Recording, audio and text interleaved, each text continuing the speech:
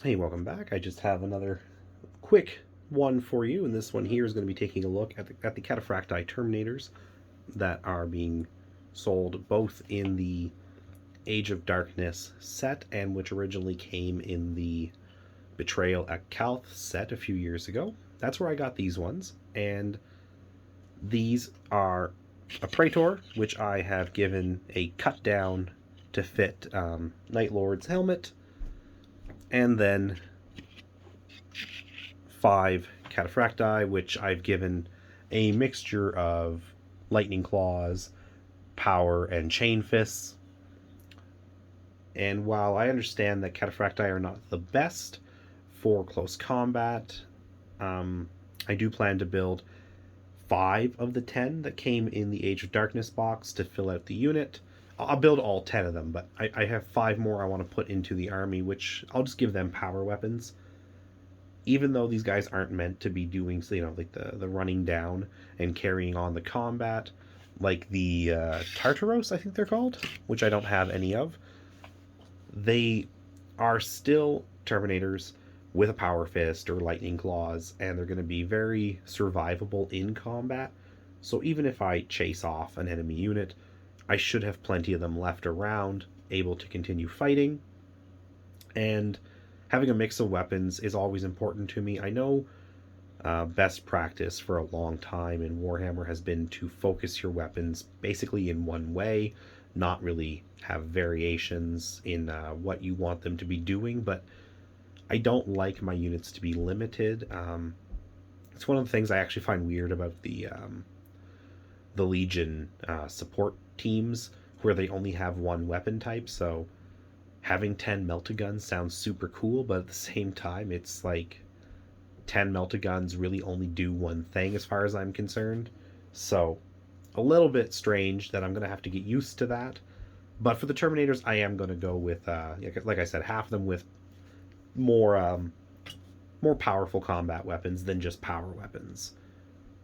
But I still think that's going to be okay. Actually, the only thing too is I'm going to show that here in a minute when I look at the sprue. I'm not even sure. Can you even do 5 power weapons with the sprues that are given? Like, I think there's only 1 power weapon per sprue. Is there a way to? Do you have to order these from Forge World or something? Because if that's what it is, then I guess my power weapons are going to become lightning claws because I'm not ordering power swords. Or I guess maybe I'll see if I can 3D print some. Um, as much as I do want to support Forge World on their stuff, I don't want to be buying lots of little tiny conversion kits. These armies are expensive enough, and as much as having the accurate stuff is nice, at the same time it does get really frustrating very quickly for me when I realize the price tag is going up really quickly because I have to buy lots of little extra kits. And it does look like these guys have that issue. So this is what they look like together. And if I just move it over here, you can see the sprue. I will pull back a little bit. Yeah, you get lots and lots of power claws or lightning claws and power fists. There is a heavy flamer on there. I don't think there's another weapon. I know that there's other weapons you can get, but I think the heavy flamer is the only one that's on the sprue. So again, I assume you're supposed to go with Forge World kits. Yeah. It's a nice tight sprue. There's a lot of stuff on there in a relatively small amount of space. You get 2 sprues that are exactly the same. And the Terminators look like they're about like 6-7 pieces each. But nothing too difficult to put together, 2-part legs, 2-part torsos. And that's about it. After that, it's just the arms and the heads, the shoulder pads. So maybe like 8 pieces each. 2 shoulder pads, 2 arms, 2 for the legs, 2 for the torso. I guess 10. Once I start counting it, it's a little bit more. But get some extra little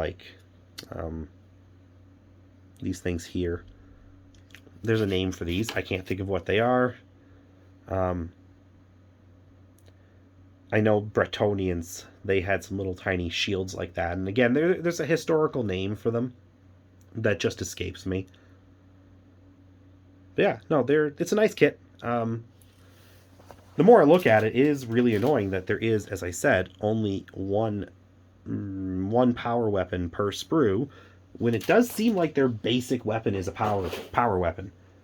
I guess that's just because the sprue is older. I mean, maybe in Horus Heresy First Edition, they only really use power fists. Maybe I don't know. That's something somebody with more knowledge will have to talk about in the comments and let me know. But I guess if my only complaint is I have to take power fists, that's really not that big of a complaint. Or lightning claws.